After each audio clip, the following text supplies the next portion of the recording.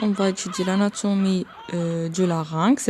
Le larynx, c'est quoi? C'est un organe, tout d'abord, on doit le chercher. C'est un organe situé dans le cou, surtout dans la partie médiane du cou. On va enlever la peau. Voilà. Et voilà, on peut voir notre larynx qui est d'ailleurs superficielle. On peut palper cette prominence-là, qui est la pomme d'Adam chez l'homme. Alors, on va détailler tout ça. Alors, ça, c'est parmi les cartilages de larynx qu'on va détailler. Alors, pour bien voir, on va retirer tous les muscles et tous les artères, les veines, les lymphatiques, les nerfs. Et on va aussi, ça c'est la glande thyroïde, c'est-à-dire on va se débarrasser de l'appareil glandulaire. Voilà. Et il ne reste que l'appareil digestif. C'est par exemple, ça c'est l'œsophage. Et l'appareil respiratoire avec ça, c'est la trachée et les anneaux trachéaux qui constituent la trachée. Juste en haut de trachée, on va trouver quoi? On va trouver le fameux larynx. Alors voilà, le larynx qui est formé par un squelette cartilagineux. Ce sont les cartilages. Par exemple, ça c'est le cartilage thyroïde, cartilage cricoïde et les autres cartilages qu'on va détailler. Alors le larynx, c'est quoi? Le larynx, c'est un tube. Comme pour le pharynx, rappelez-vous, ça c'est le pharynx. Il est juste derrière le larynx. Et c'est une muqueuse, comme vous pouvez voir. Le larynx aussi, c'est une muqueuse. Pour bien voir, voilà, ça, c'est le larynx. Elle est couverte, on peut dire, par les cartilages. Si on efface les cartilages, par exemple, le cartilage thyroïde, on va cacher. Voilà, le larynx. On va cacher les autres cartilages cricoïdes, par exemple, et les membranes fibreuses qui relient ces cartilages. Voilà, on va détailler tout ça. Ça, c'est la membrane qui va relier le cricoïde et le premier anneau trachéal. Alors, on va l'effacer. Et ça, c'est le larynx. Voilà, le larynx, c'est une muqueuse. Ça, c'est la muqueuse de larynx. C'est en atténué, on peut voir qu'est-ce qu'on a à l'intérieur. À l'intérieur, on a quoi? On va détailler tout ça. C'est juste une introduction, on peut dire. À l'intérieur, on a les cordes vocales. Voilà, on cache. Ça, on peut voir les cordes vocales, voilà, ou bien les plis vocales, c'est la même chose. On va détailler tout ça. Alors, le larynx, c'est quoi? C'est un tube. C'est un tube, comme vous pouvez voir, c'est un tube qui est fibreux parce qu'il est constitué par des structures fibreuses, comme les membranes et les ligaments. Musculaire parce que normalement, on a caché les muscles, mais ici, au niveau de larynx, on va trouver des muscles, plusieurs muscles qui sont les muscles laryngés qui vont permettre la mobilité des cordes vocales pour la phonation tout simplement. Alors par exemple ici normalement on a plusieurs muscles qu'on va détailler par la suite. Par exemple là c'est un muscle parmi les muscles laryngés, etc. Mais on va se concentrer sur une vue générale maintenant, puis on va détailler toutes les choses par la suite. Alors on a dit que c'est un tube qui est fibro musculo-cartilagineux parce que rappelez-vous on a des cartilages qu'on a effacé, on peut dire, ou bien qu'on a, voilà, si on fait revenir notre cartilage. Et voilà, les cartilage thyroïde, cartilage cricoïde et les autres cartilages à l'intérieur qui sont cachés par ces deux cartilages thyroïde et cricoïde. Alors on a dit c'est un tube, voilà, c'est un tube. Ça c'est la muqueuse de larynx, c'est un tube fibro parce que voici les fibres. Bien, les ligaments, les membranes. C'est un tube fibro-musculo parce qu'on a des muscles cartilagineux. Voilà, tout simplement. Il est aérifié et il va constituer un tube parmi les tubes pour la respiration parce qu'il se continue en bas avec la trachée. Là, voici la trachée. Il est situé, comme vous pouvez voir, dans la partie médiane du cou. Voilà. et antérieur. Alors voilà, il est antérieur et le superficiel et il assure plusieurs fonctions, à savoir la respiration, bien entendu. C'est là que l'air va passer pour entrer par la suite dans la trachée, puis dans les poumons. Et il assure également la phonation par les cordes vocales et la déglutition, parce que là, on va détailler tout ça, mais juste pour l'information, on a, rappelez-vous, ça c'est quoi? Ça, c'est l'épiglotte. Alors, l'épiglotte, c'est un parmi les cartilages du larynx qui va basculer quand on déglutit pour fermer le larynx et pour laisser les aliments passer derrière le larynx, c'est-à-dire par l'hypopharynx puis par la trachée, au lieu de passer par le larynx puis par la trachée. Alors là, les aliments ne doivent pas passer par ce tube qui est normalement aérifié, c'est pour l'air et non pas pour les aliments, non pas pour la nourriture. La nourriture, elle passe en arrière par le pharynx, puis par, ça c'est l'hypopharynx pour être exact, le laryngopharynx, parce qu'en haut, on a quoi? On a les autres constituants de pharynx, rappelez-vous.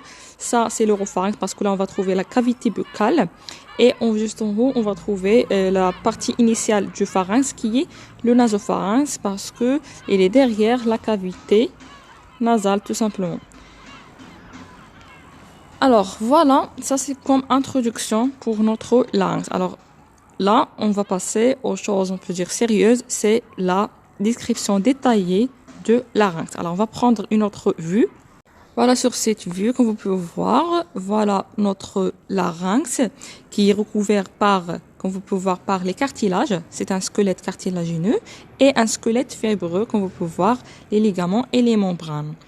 Alors à l'intérieur, on va trouver, par exemple, si on cache le cricoïde, on va trouver, voilà, la muqueuse qui va constituer le larynx proprement dit. Et on a ici normalement des muscles qui appartiennent au larynx qu'on va détailler par la suite.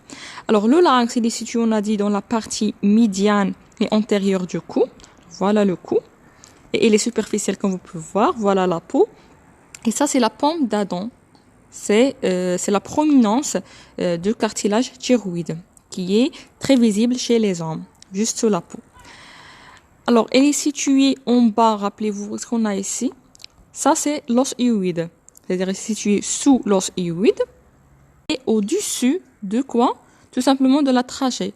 Voilà, ça, ce sont les anneaux cartilagineux de la trachée, ou bien le squelette cartilagineux de trachée. Et ça, c'est la trachée proprement dit. C'est une muqueuse qui est aérifiée, constituée, qui est, on peut dire, dédiée à l'oxygénation. Alors voilà, ça, c'est la suite de notre trachée qui va s'enfoncer, on peut dire, dans les poumons pour assurer la respiration. Alors là, on a dit qu'elle est située au-dessus de la trachée et en avant rappelez-vous c'est quoi ça? C'est l'œsophage. Mais l'œsophage, elle est en bas et en haut, juste derrière la trachée, on va trouver la partie initiale, on peut dire bien, la partie qui va initier l'œsophage, c'est l'hypopharynx ou bien le laryngopharynx. Le laryngopharynx parce que c'est derrière voilà, le laryngopharynx, il est derrière notre larynx. Pour bien voir, je vais cacher les os. Voilà, ça c'est le laryngopharynx.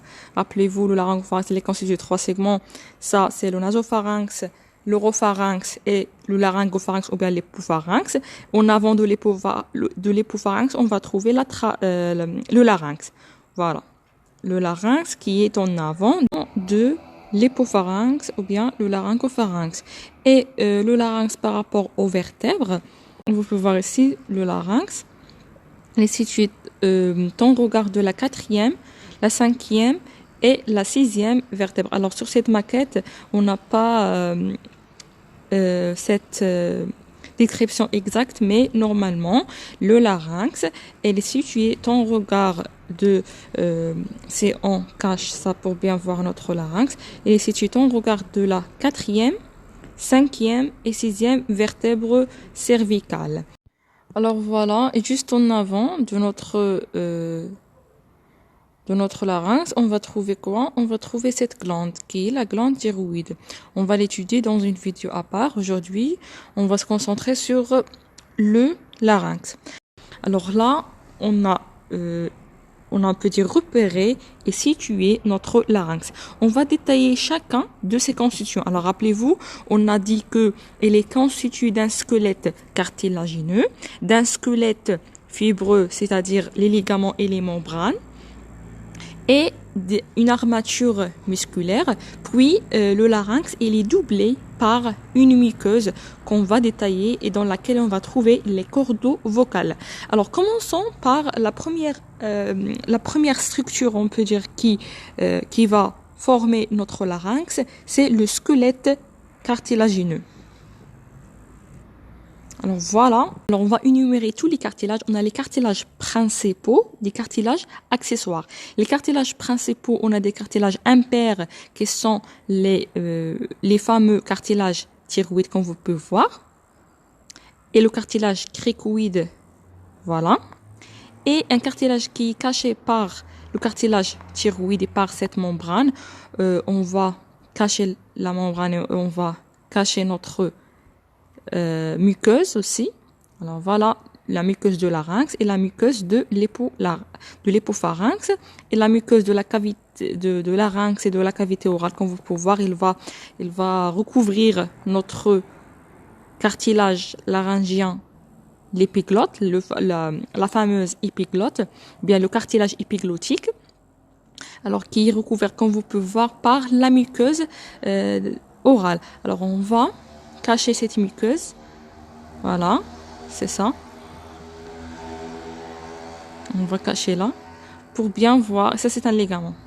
Alors on va détailler, on a dit les cartilages, puis on va parler des ligaments. Alors voilà le cartilage épiglottique ou bien l'épiglotte.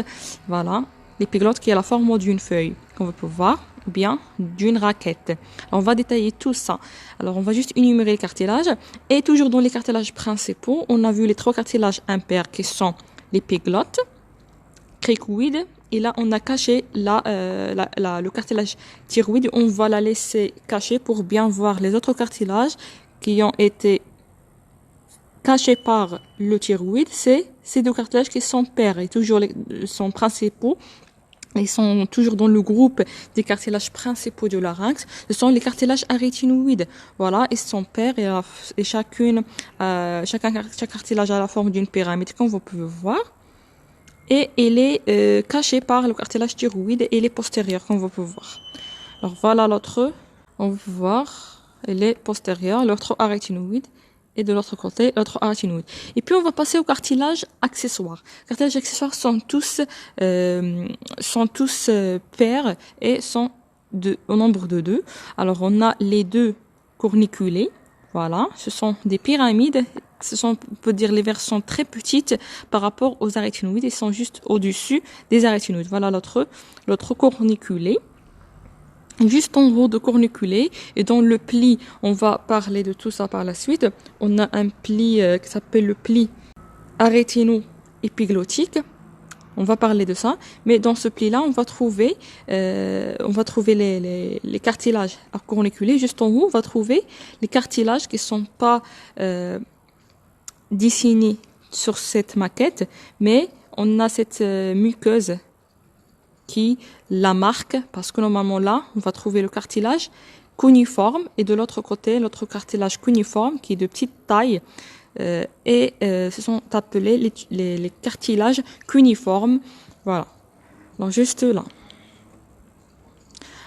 Alors on a cité tous les cartilages, on va détailler chacun. Commençons par les cartilages principaux et surtout le cartilage thyroïde, c'est le chef de file de ces cartilages, le plus visible. Alors on va l'isoler pour bien l'étudier. Alors il a la forme d'un livre qui est ouvert, comme vous pouvez voir. Ça, c'est un livre qui est ouvert. Voilà, c'est un livre qui est ouvert en arrière, comme vous pouvez voir, et il est situé au-dessous. Normalement, là, on va trouver quoi? On va trouver, rappelez-vous, l'os hyoïde. Voilà, l'os hyoïde juste là, qui est la limite supérieure de notre larynx. Et voilà, le thyroïde, il est situé sous l'os hyoïde. et au-dessus de cartilage cricoïde. Voilà le cartilage cricoïde, voilà le cartilage thyroïde. Alors, en l'isolant, on peut voir qu'il est formé, en gros, par deux lames. Voici une lame et de l'autre côté, l'autre lame. Ces deux lames, comme vous pouvez voir, elles vont se regrouper à la partie médiane de ce cartilage, formant un angle en arrière. Voilà, cet angle-là est très important. C'est ce qu'on appelle l'angle rentrant dans notre cartilage thyroïde. C'est un angle qui est dièdre et ouvert en arrière, comme vous pouvez voir. Il est ouvert en arrière. Et en avant, là, ces deux lames, lame droite et lame gauche, vont constituer en avant un relief. Le voici, ce relief-là, qui est la proéminence laryngée. C'est tout simplement la pomme d'Adam chez les hommes. Voilà, c'est ça. Et ça, c'est l'incisure thyroïdienne en haut, comme vous pouvez voir, c'est une ouverture. C'est l'incisure thyroïdienne. Et on va trouver que ce cartilage-là, il est formé par deux cornes supérieures, ce sont les grandes cornes, et deux cornes inférieures, ce sont les petites cornes. Alors, c'est ça pour notre thyroïde. Et on va passer juste sous le cartilage thyroïde. On va trouver un autre cartilage qui est impair. C'est le cartilage cricoïde. Alors, ça, il est situé, comme vous pouvez voir, sous le cartilage thyroïde et bien au-dessus du premier anneau. Voilà, du premier anneau trachéal. Alors, on va l'isoler pour bien l'étudier. Voilà notre cartilage cricoïde.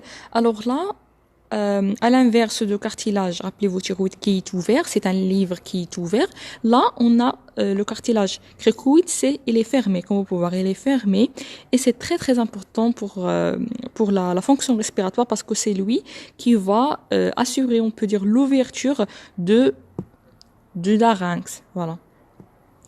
Mais juste concentrer sur la forme. Alors, il a la forme d'une bague à chaton. Voilà le chaton de la bague qui est postérieur et l'anneau qui est, vous pouvez voir, il est antérieur. Voilà, l'anneau, il est en avant.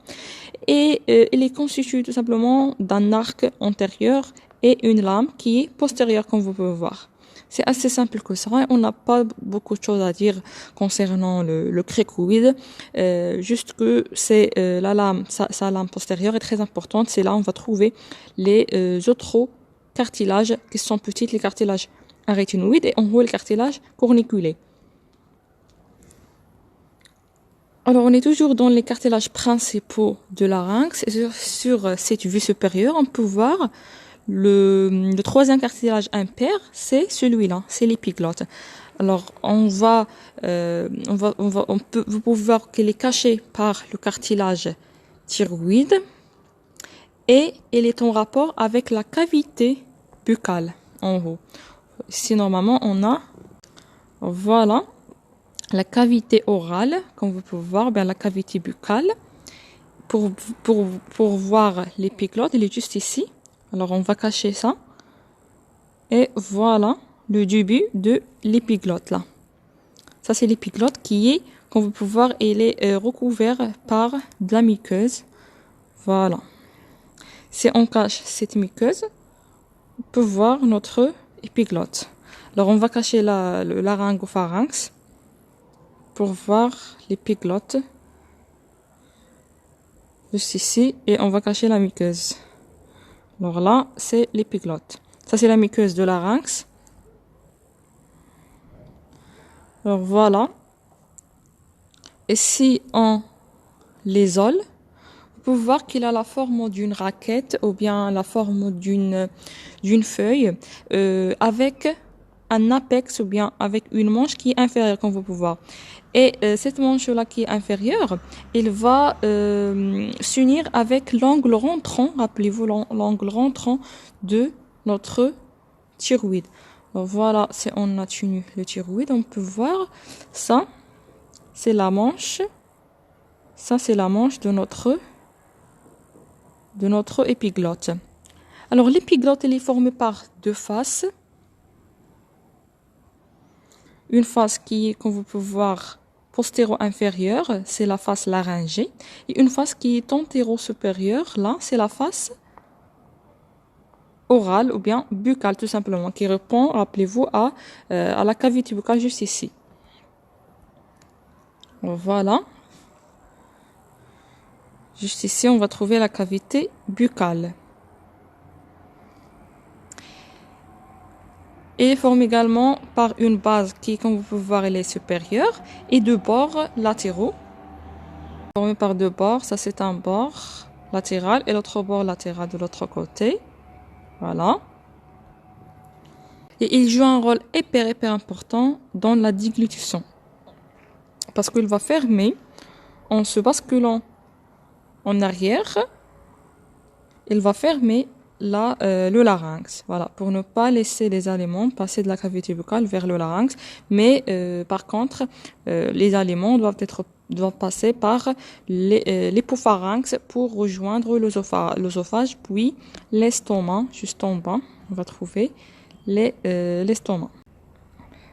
Alors voilà le péritoine et voilà l'estomac et l'œsophage qui est derrière la trachée et l'hypopharynx, normalement juste ici. Voilà l'hypopharynx qui est derrière notre fameux larynx.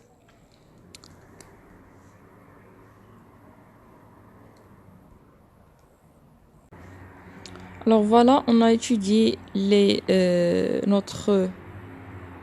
on veut pouvoir notre épiglotte, le cartilage thyroïde et le cartilage cricoïde. On a fini avec les cartilages impairs. On va passer au cartilage pair. Et on a surtout les deux cartilages arytenoïdes juste ici, sont postérieurs et sont cachés par le cartilage thyroïde et par la muqueuse.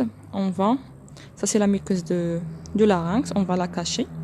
Pour voir, voilà, les deux cartilages, les petits cartilages arytenoïdes qui sont pairs, comme vous pouvez voir. Ils sont pairs, ils ont la forme d'une pyramide et ils sont situés juste au-dessus de la lame cricoïdienne. Voici la lame cricoïdienne et voici l'arytenoïde. Et l'autre arytenoïde de l'autre côté. Si on isole chaque arytenoïde pour voir ce qu'on a ici, alors chaque arytenoïde, elle a la forme d'une pyramide. Alors l'orientation, elle est comme ça. La forme d'une pyramide avec une base qui est inférieure, qui répond, rappelez-vous, ici on va trouver la lame cricoïdienne, et un apex qui est supérieur et il répond à la base de cartilage corniculé. Et il est constitué de deux apophyses ou bien deux angles qui sont un angle qui est antéro-interne, comme vous pouvez voir, c'est le processus vocal. Là, on va trouver quoi? On va trouver l'insertion du ligament vocal qui va constituer avec la muqueuse qui va recouvrir ce ligament, c'est le ligament vocal. Les deux, c'est-à-dire la muqueuse et le ligament vocal, ils vont constituer la corde vocale, tout simplement. Et on a deux cordes vocaux. Alors, si on détaille ça, vous pouvez voir là, voilà, le muscle, c'est un muscle vocal. Et en arrière, on a l'autre processus juste ici. Ça, normalement, c'est le processus musculaire de notre cartilage arytenoïde qui est postérieur et externe. On va voir, elle est postéro-externe. Et l'autre qui est antéro-interne, ça c'est postéro. Et il s'appelle musculaire parce que, bien entendu, on va trouver là l'insertion de plusieurs muscles, à savoir le muscle arytenoïdien oblique, le muscle arytenoïdien transverse et les muscles avec les cricoïdes en bas, arytenoïdien, crico-arytenoïdien postérieur et crico-arytenoïdien latéral. On va détailler tout ça. Mais concentrez-vous sur, bien entendu, la forme, puis on va parler des muscles. Alors, c'est ça pour le cartilage arytenoïde. Alors, rappelez-vous, on a dit que juste au-dessus de ce cartilage arytenoïde, on a les cartilages accessoires. Les deux cartilages accessoires qui sont toujours pairs comme pour le cartilage arytenoïde. Voici l'autre cartilage arytenoïde. Et juste au-dessus de ce cartilage, on va trouver le cartilage corniculé. Voilà. Le cartilage corniculé, il est recouvert, qu'on va pouvoir par la muqueuse. On va cacher la muqueuse de larynx et qu'on veut pouvoir de larynx. Et là, on peut sélectionner le cartilage corniculé. Et de l'autre côté, on a l'autre cartilage corniculé. Sont très petits, comme vous pouvez voir, ils sont pas très importants. Les corniculés, ils n'ont pas un rôle dans la phonation comme pour les autres cartilages, mais ils vont jouer un rôle pour marquer un relief. Ici, normalement, on a la, comme vous pouvez voir, ça, c'est le laryngopharynx.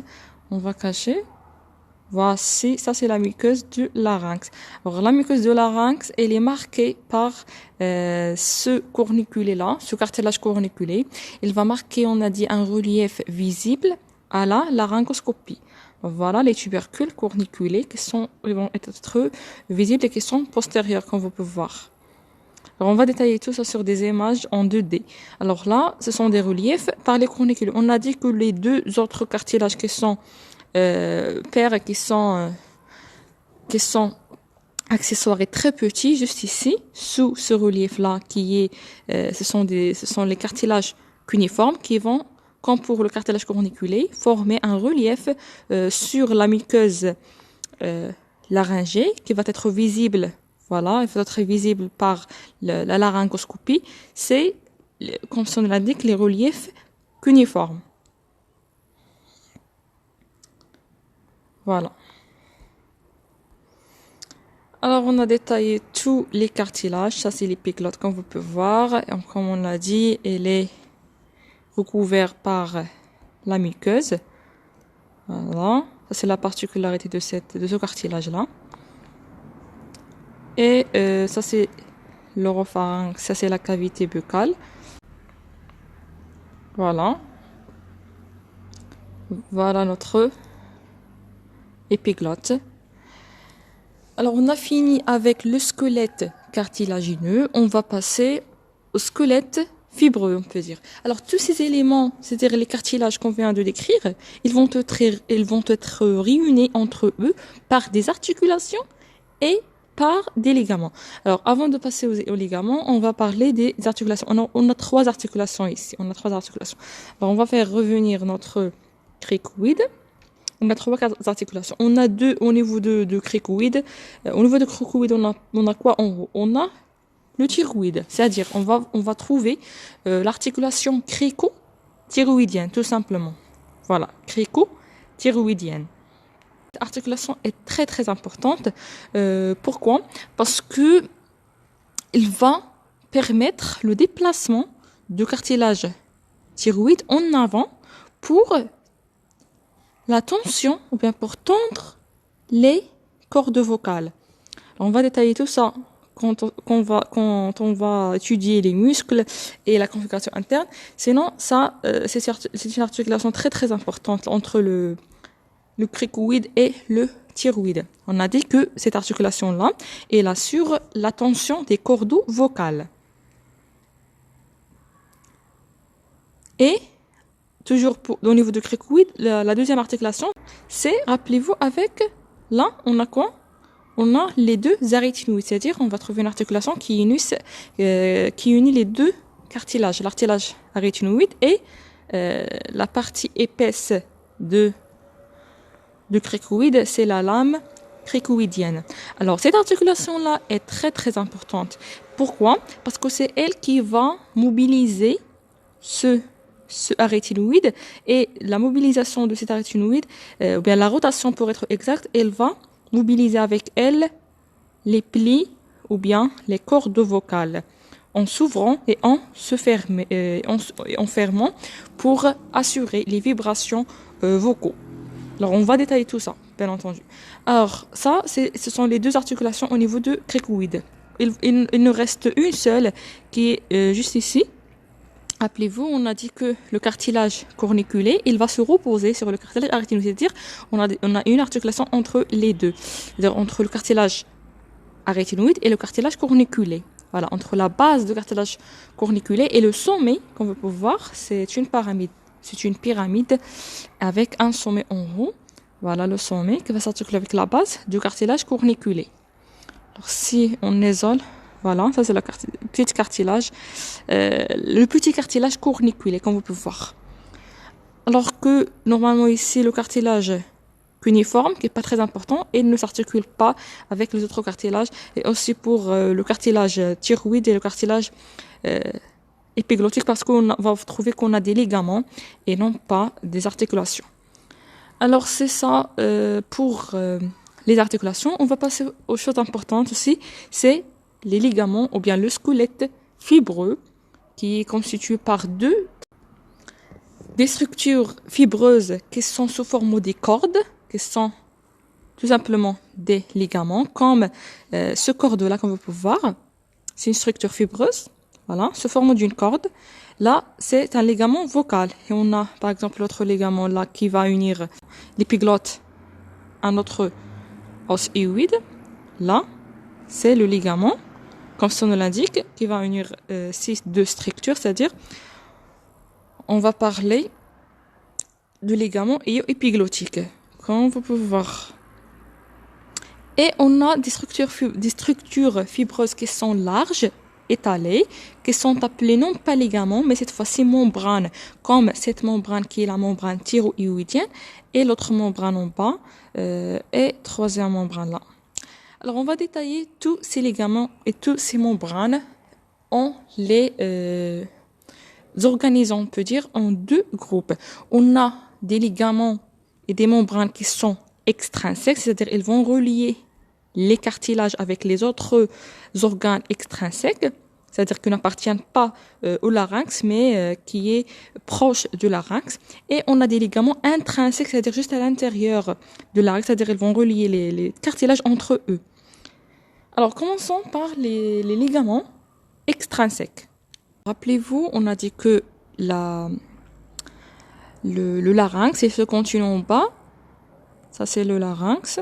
Ça, c'est la trachée, ce continu en bas avec la trachée. Et entre les deux, on a une membrane qui va relier le premier anneau, ça c'est le premier anneau trachéal, avec le cricoïde en haut. On a une membrane fibreuse qui s'appelle tout simplement la membrane crico-trachéale. Alors voilà la membrane crico-trachéale. C'est le ligament crico-trachéal, juste ici. Alors là, c'est la première membrane. L'autre membrane, toujours extrinsèque, en haut là, comme vous pouvez voir, on a l'os hyoïde. L'os hyoïde, il va être il va s'unir avec le cartilage thyroïde par une membrane, c'est la membrane thyroïdienne. Voilà. Et cette membrane-là, il va décrire trois épicissements. Un épicissement médian, ici, on ne peut pas l'avoir, mais il va constituer le ligament thyroïdien médian. Et les deux épicissements latéraux, un là et l'autre ici, qui vont constituer les ligaments thyroïdiens latéraux. Toujours pour les ligaments et les membranes extrinsèques, on va détailler des ligaments qui sont au nombre de 3 et qui sont, on peut dire, propres à l'épiglotte. Alors l'épiglotte là, rappelez-vous, il a une situation, on peut dire, qui est délicate. Pourquoi? Parce qu'il est situé ici avec le pharynx, la cavité buccale, c'est-à-dire on a beaucoup de structures au voisinage, c'est-à-dire beaucoup de ligaments extrinsèques pour lier ce cartilage-là avec ces organes de voisinage. Alors par exemple, on a l'os hyoïde et notre épiglotte. Entre les deux, on va trouver ce ligament-là. C'est tout simplement le ligament hyoépiglottique. Voilà le ligament hyoépiglottique entre l'épiglotte, surtout sa face supérieure, et notre os hyoïde. Ça, c'est le premier. Et on a quoi ici, juste là, en haut, dans la base de la cavité buccale? On va trouver normalement la langue. Normalement ici, on va trouver la langue, juste au-dessus de l'épiglotte. On va cacher la cavité buccale, on va cacher le pharynx, bien l'oropharynx. Et là, on a notre début de l'épiglotte qui est caché par la muqueuse qu'on veut pouvoir ou bien recouvert par la muqueuse. Alors juste ici, on va cacher là pour voir là notre cacher ça. Alors voici notre épiglotte. Alors normalement entre la langue et l'épiglotte, on a des ligaments qui sont pas visibles sur cette image, mais on a ce qu'on appelle les ligaments glosso-épiglottiques qui relient, comme on l'a dit, glosso c'est pour la langue, épiglottique pour l'épiglotte. Voilà. Et puis on a toujours pour l'épiglotte, on a en arrière on a quoi? On a le pharynx. Juste ici, ça c'est le laryngopharynx. Et là, on va trouver, si on cache la cavité buccale, on va trouver là, juste ici, là, notre épiglotte qui est recouvert par la muqueuse. Alors, l'épiglotte, elle est reliée à l'hypopharynx par des ligaments qui s'appellent tout simplement les ligaments pharyngo-épiglottiques. C'est entre le pharynx et l'épiglotte. Alors voilà, on a fini avec les ligaments extrinsèques. On va passer aux ligaments intrinsèques. Alors, les ligaments intrinsèques, c'est-à-dire qu'ils vont lier, ils vont lier les cartilages entre eux. Alors, on a des membranes et des ligaments. Commençons par une membrane très importante, c'est celle-là. Alors là, c'est la membrane qui va unir, comme vous pouvez voir, le cricoïde avec le thyroïde. C'est-à-dire, elle va s'appeler la membrane crico-thyroïdienne. Alors, cette membrane cricothyroïdienne, elle va présenter un épaississement médian, juste ici, qui va s'appeler le ligament cricothyroïdien, tout simplement. On a également, en haut, entre l'épiglotte et les cartilages arytenoïdes, pour voir, on va cacher la muqueuse. Alors, on va cacher toute la muqueuse ici. Avec le sinus piriforme, rappelez-vous, le sinus piriforme, c'est quoi, rappelez-vous? C'est une structure, c'est l'une des structures du pharynx. En fait, la muqueuse du larynx se prolonge avec la muqueuse laryngopharyngienne par ce résuscitus-là, qui est le résuscitus piriforme. Et c'est une structure hyper importante pour le pharynx parce que il va diriger, on peut dire, il va laisser glisser le bol alimentaire de l'hypopharynx en arrière vers l'œsophage. Voilà. Alors voilà la muqueuse, on va cacher toute la muqueuse pour bien voir la rétinoïde. Voilà la rétinoïde. Et normalement entre la rétinoïde et l'épiglotte, juste ici l'épiglotte, on va pouvoir, on a une membrane qui n'est pas visible ici, on va le voir sur des images. On a une membrane qui est très large et très très importante, qui s'appelle la membrane quadrangulaire, ou bien tout simplement la membrane arytino-épiglottique, parce que la rétinoïde est l'épiglotte. Cette membrane-là, elle est tendue entre la rétinoïde et l'épiglotte, surtout les bords latéraux de l'épiglotte. Et son bord supérieur, on va voir, elle constitue ce qu'on appelle le pli arrêt-épiglottique, qui est très important. Et toujours pour l'épiglotte, on a un ligament très important qui va unir ces deux cartilages qui sont la rétinoïde et l'épiglotte, juste ici, au niveau de l'angle rentrant du cartilage thyroïde. Juste ici, on va trouver un ligament qui va unir l'apex de l'épiglotte avec l'angle rentrant de thyroïde. C'est le ligament thyro-épiglottique, tout simplement. On va voir ça sur des images parce que c'est pas visible sur cette maquette, mais c'est pas grave. Et on va passer aux deux ligaments qui sont très très importants et qui sont pairs à l'intérieur ici. On va trouver les ligaments vocaux et les ligaments vestibulaires. Bien sûr, cette vue, vous pouvez voir ici la muqueuse. On va cacher la muqueuse. On va cacher normalement tous les muscles. Et la muqueuse de larynx. Et voilà, on peut bien voir, ça rappelez-vous, c'est le ligament extrinsèque, c'est un ligament extrinsèque. Et là, on a les ligaments très très importants, ce sont les ligaments vocaux qui sont tendus entre, rappelez-vous, ça c'est quoi? C'est le processus vocal de la rétinoïde, et ça c'est l'angle rentrant de thyroïde. Alors voilà le ligament vocal, de l'autre côté le ligament vocal.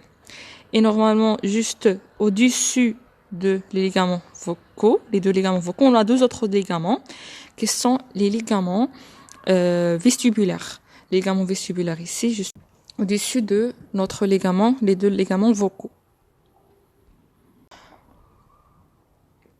Alors, et comme ça, on a fini avec l'armature, on peut dire l'armature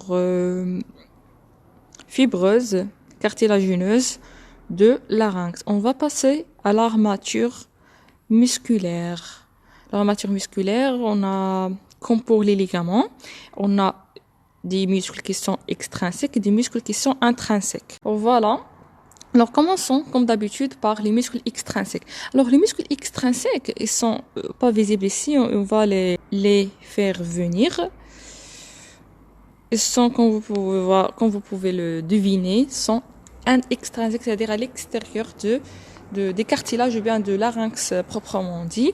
Et ils vont faire quoi? Ils vont assurer la mobilité du larynx dans sa totalité. Ils sont regroupés, ces muscles extrinsèques, en deux sous-groupes. On a des muscles élévateurs et des muscles abaisseurs. C'est-à-dire, les muscles élévateurs, ils vont élever le larynx, et des muscles abaisseurs, ils vont abaisser le larynx. Et vous pouvez le deviner, le muscle élévateur va être situé au-dessus du larynx et le muscle abaisseur vont être situés sous le larynx. Alors, commençons par le muscle élévateur. Alors, le muscle élévateur, pour voir, on va cacher ce muscle poussier, le muscle sternocleidomastoïdien, pour bien le voir. Alors, juste pour une note, tous les muscles qu'on va étudier là, ce sont des muscles qu'on a déjà détaillés dans l'anatomie du cou, surtout les muscles du cou. Alors là, juste une révision, parce qu'on va parler de larynx, des muscles extrinsèques et surtout élévateurs. Alors, le muscle élévateur du larynx, on a le muscle thyroïdien. Alors ça, c'est le cartilage thyroïde, et ça, c'est l'hyoïde. Alors, entre les deux, on a un muscle, c'est le muscle, le voilà, le muscle thyroïdien. Comme vous pouvez voir là, le muscle thyroïdien, c'est ça. Et puis, on a toujours les muscles élévateurs, c'est-à-dire qu'ils sont situés au-dessus du thyroïde.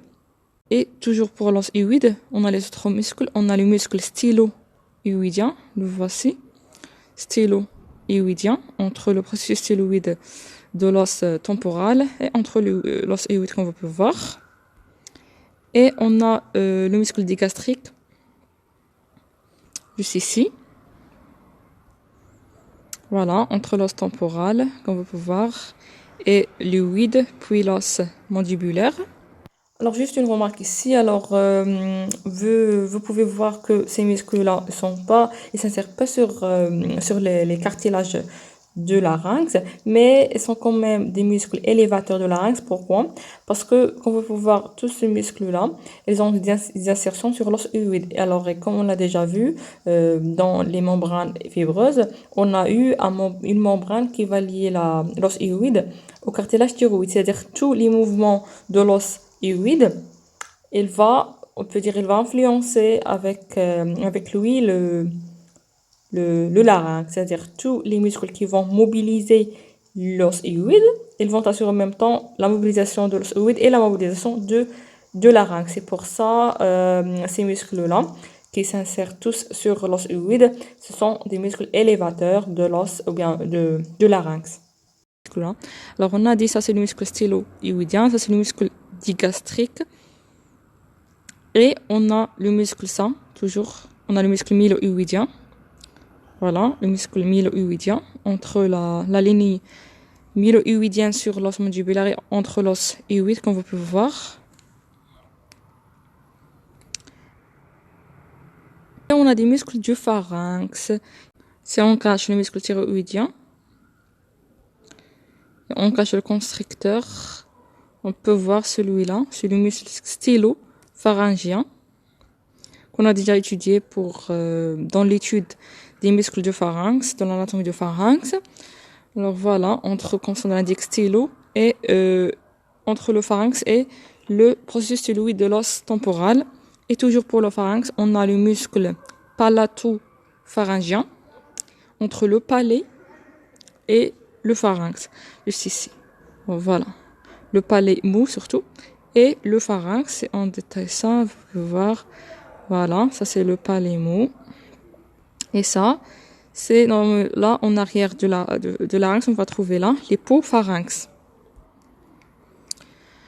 Alors ça, ce sont les muscles élévateurs. Alors, on va les citer pour ne pas oublier. Alors, j'ai dit que c'est pas très important. Il faut juste les citer. Alors ça, c'est le muscle platysma, on va cacher sternocleidomastoïdien. Et en haut de thyroïde, on va trouver là, c'est le muscle thyroïdien. Et on va trouver également le muscle digastrique, le muscle stylo-hyoïdien, le muscle mylo-hyoïdien. Et il ne faut pas oublier les muscles de larynx. On va cacher le muscle constricteur comme vous pouvez voir. Alors là, le muscle stylo-pharyngien. Et juste en arrière de ce muscle, on va trouver le muscle palatopharyngien. Puis on a les muscles abaisseurs toujours les muscles extrinsèques. On a les muscles, après les muscles élévateurs, on a les muscles abaisseurs. Pour les muscles abaisseurs, ils sont situés sous le cartilage thyroïde. Ils vont abaisser le larynx dans sa totalité. Ils sont au nombre de 3. On a le muscle sterno-hyoïdien, comme vous pouvez voir, sterno-hyoïdien, parce que là, normalement, on a l'os sternum. Et on a juste sous ce muscle, on va trouver ce muscle sterno-hyoïdien. Alors, sterno-thyroïdien. Alors, le muscle sterno-thyroïdien, comme vous pouvez voir, c'est entre le cartilage thyroïde et entre, voilà, notre os sternum, l'os sternum. Et à la superficie, on va trouver ce muscle, c'est le sterno-hyoïdien, entre l'os hyoïde et en bas, le sternum. Voilà. Et on n'a pas fini. Le dernier, c'est le muscle, c'est le muscle homo-hyoïdien. Voilà, le muscle homo. Alors, on a déjà détaillé tout ça dans l'anatomie des muscles du cou. C'est juste un rappel. Voilà, c'est entre homo, c'est l'omoplate. Ça, c'est l'omoplate, c'est bien la scapula. Et l'os hyoïde. Voilà.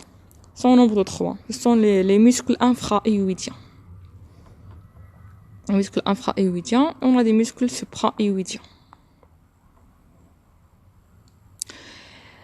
Alors c'est ça pour les muscles extrinsèques. On va passer aux muscles propres au larynx. Ce sont les muscles laryngés ou bien tout simplement les muscles du larynx, intrinsèques du larynx. Et comme on l'indique intrinsèque, c'est-à-dire c'est entre les cartilages de larynx. En dedans, c'est-à-dire en dedans du larynx. Et là, ces muscles-là sont très très importants parce que c'est eux qui vont assurer la mobilité des cordes vocales pour assurer la phonation. Alors déjà, la phonation, c'est quoi? C'est tout simplement, c'est un son. Bien, lorsqu'on parle, on utilise quoi? On utilise une corde vocale. Et la mobilisation de ces cordes vocales, c'est-à-dire la vibration de ces cordes vocales, c'est ces mouvements-là qui vont assurer la phonation, c'est-à-dire qui vont produire des sons. Alors, les muscles laryngés sont simples. Ils sont regroupés en 4 groupes selon leur fonction. On a des muscles, le premier groupe, juste ici, au niveau de l'épiglotte, ils vont assurer le mouvement de l'épiglotte en arrière. Alors, voilà. En arrière pour fermer l'épiglotte lors de la déglutition. Il se bascule en arrière pour fermer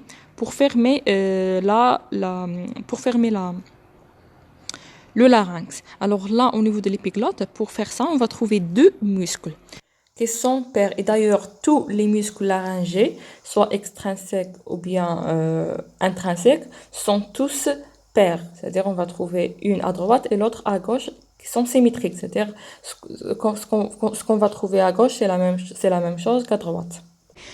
Alors, on a quoi? On a deux muscles. On a le muscle arrêt épiglottique. Alors voilà, le muscle arrêt épiglottique, c'est entre tout simplement l'os arytenoïde, bien le cartilage arytenoïde et le bord, surtout le bord latéral de l'épiglotte. Alors pour détailler ce muscle, le voilà, le muscle arrêt épiglottique. Voilà notre arytenoïde. Et on a l'autre muscle, juste ici, au niveau de l'épiglotte, au niveau de cette région, on a le muscle thyroépiglottique. Voilà, c'est ce muscle-là qui est large, thyroépiglottique.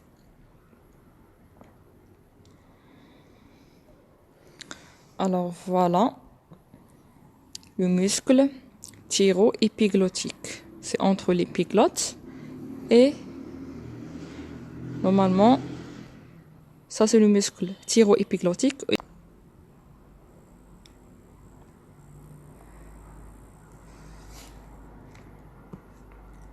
Voilà.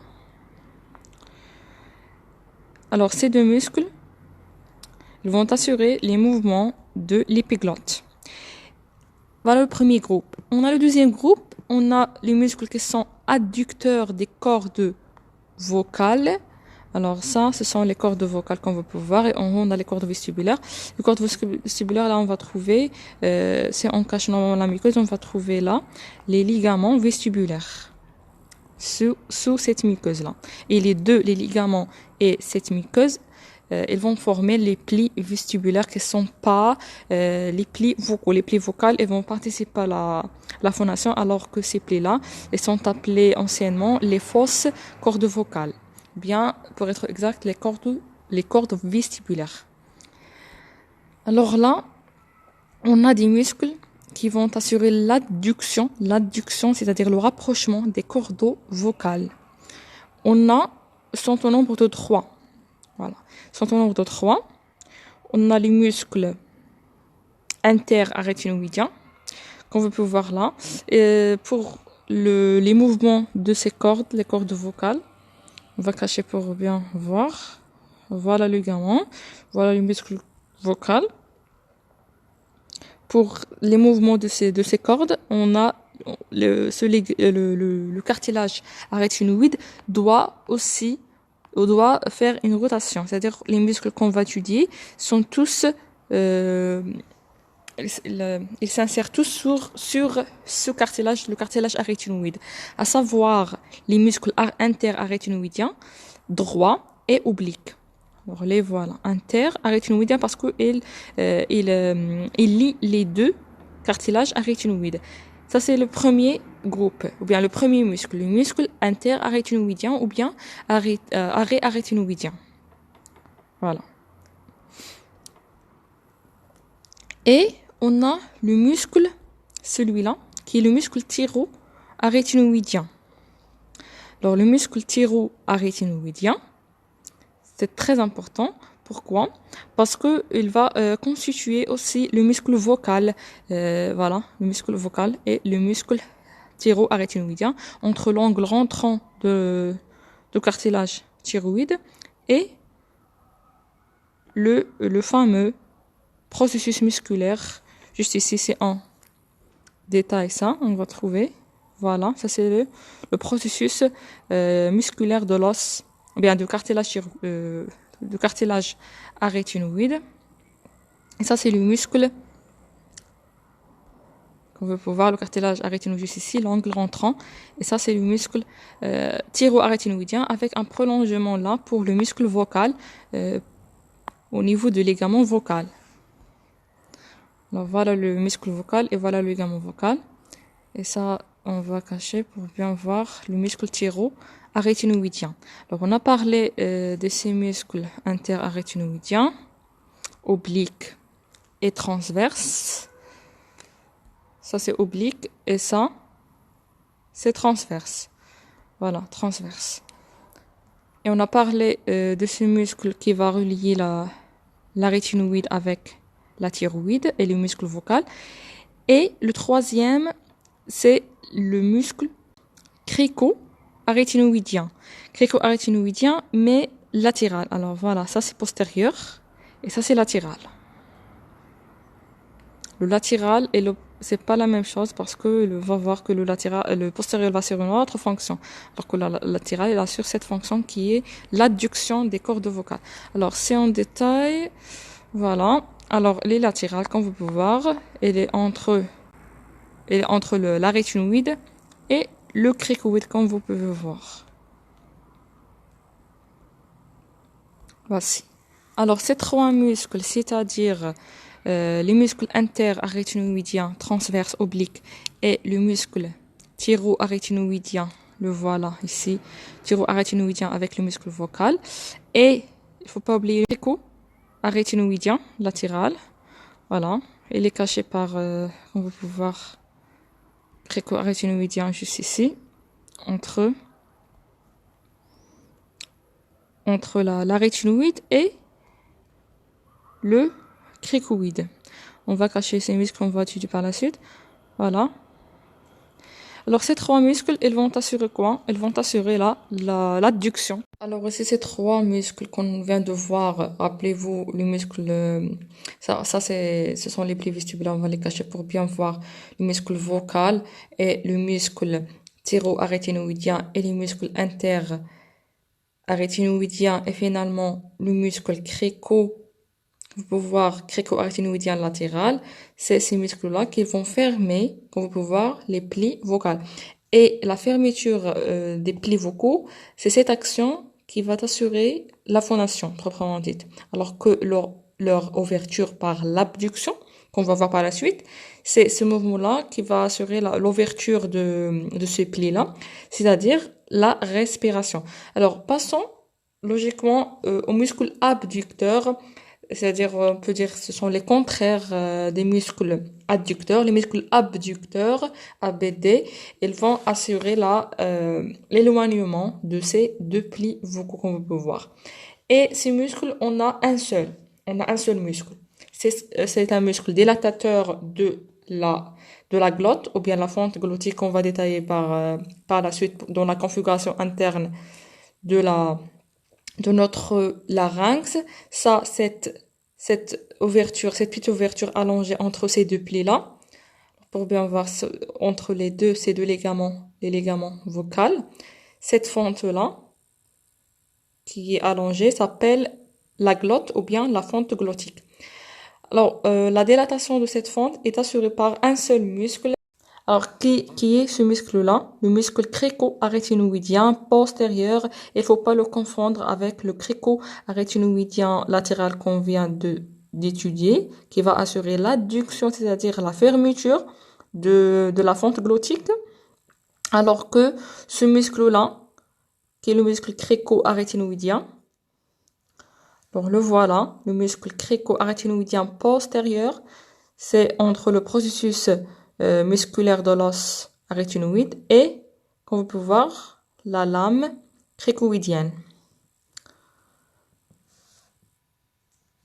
Alors voilà, c'est un seul muscle, comme vous pouvez voir, il va assurer l'ouverture de cette fente. En s'éloignant les deux ligaments,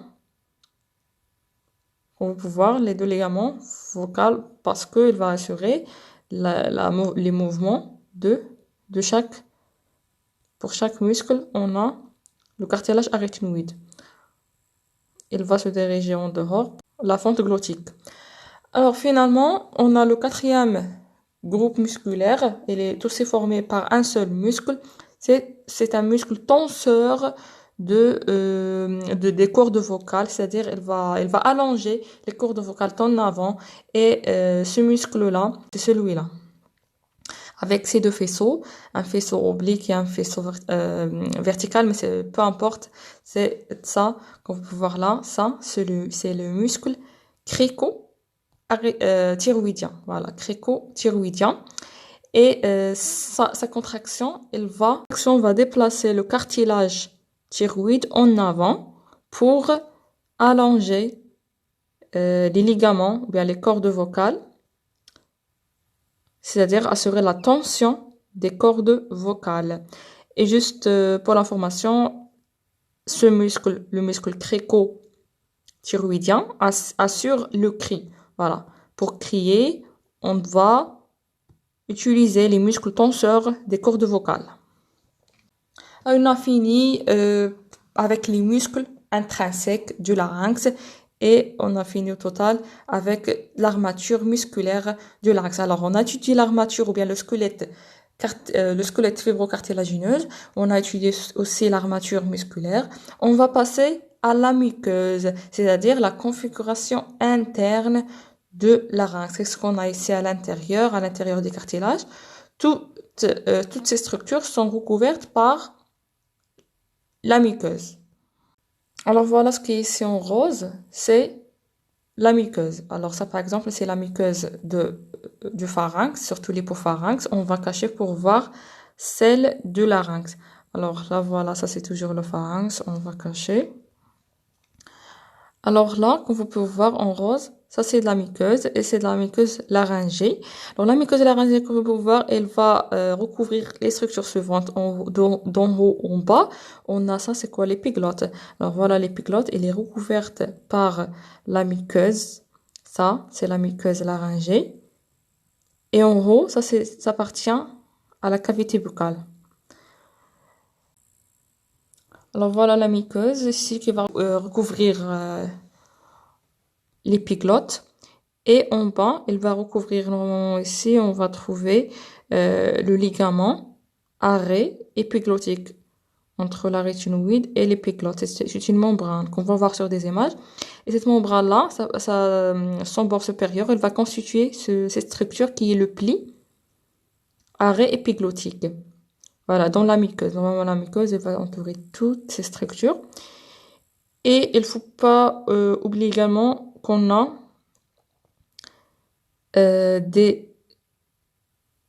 on a des plis de cette muqueuse constituant au niveau des ligaments vestibulaires, les plis vestibulaires qui sont latérales et supérieurs par rapport aux plis vocaux. Voilà, ce sont juste des replis de la muqueuse laryngée. Et entre les deux, on va trouver une invagination, comme vous pouvez voir. On va détailler ça sur des images. L'invagination de la muqueuse laryngée entre en haut le pli vestibulaire et en bas le pli vocal. Cette invagination, on a une invagination gauche et une invagination droite. Ce sont les ventricules laryngés, tout simplement.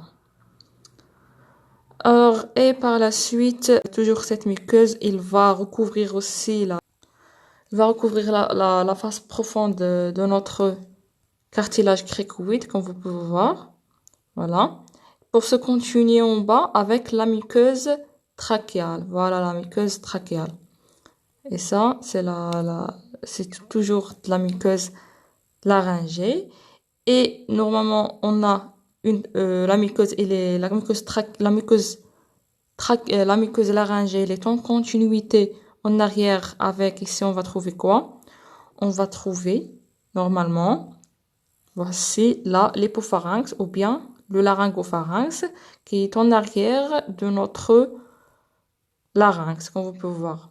Alors, entre la continuité de la muqueuse laryngée avec le pharynx, forme le sinus piriforme. Voilà le sinus piriforme. C'est là que le bol alimentaire va se glisser pour passer à l'œsophage. Voilà l'œsophage et voilà le récissus piriforme.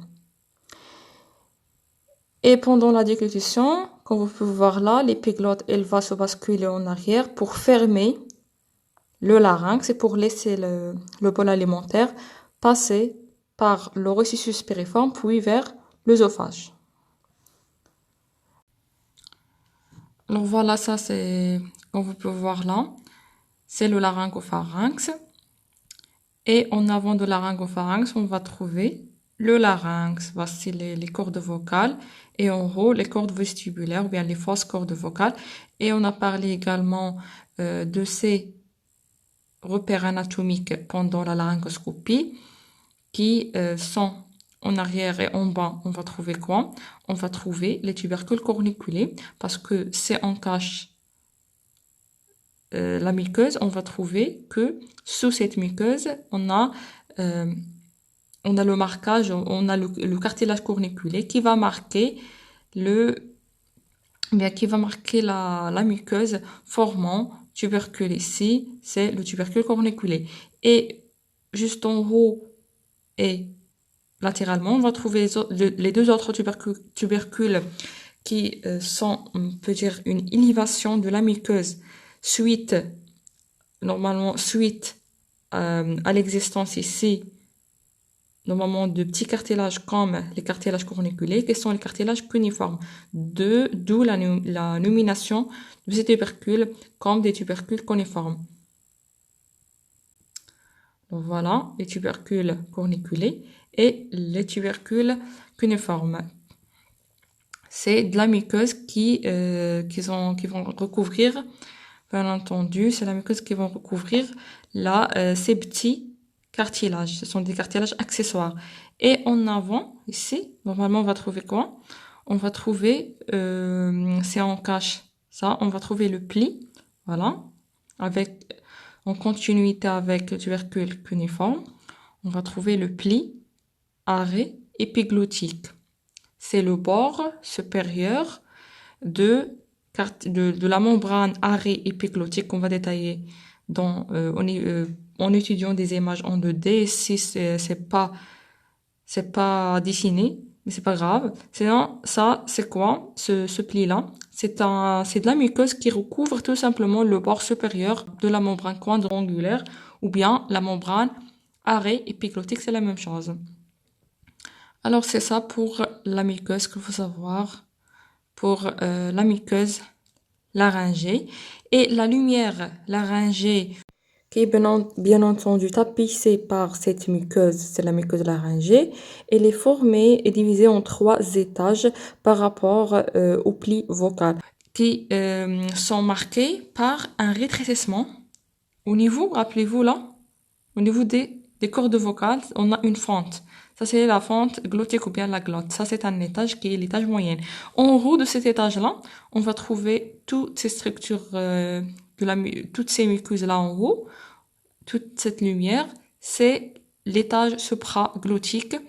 Et en bas, on va trouver la muqueuse qui entoure la face profonde rappelez-vous, de quel cartilage? De cartilage cricoïde. Alors, on cache pour voir, voilà. Ça, c'est le larynx, ou bien l'étage bien infraglottique. Alors, si on cache tous les muscles, voilà, on peut voir ici, ça, ce sont les plis vocaux, bien les plis vocaux. Et sous ces plis vocaux, on va trouver la continuité de la muqueuse par l'étage infraglottique. Voilà, l'étage infraglottique qui va se continuer par la suite en bas avec la trachée ou bien la muqueuse trachéale. Alors, pour bien voir, voilà, comme vous pouvez voir là, la limite supérieure de l'étage infraglottique, ce sont les plis vocaux. Alors, on va cacher les plis vestibulaires, comme vous pouvez voir, pour bien voir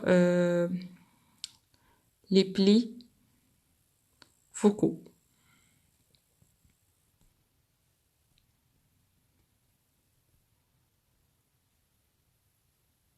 On va détailler tout ça sur des images en 2D.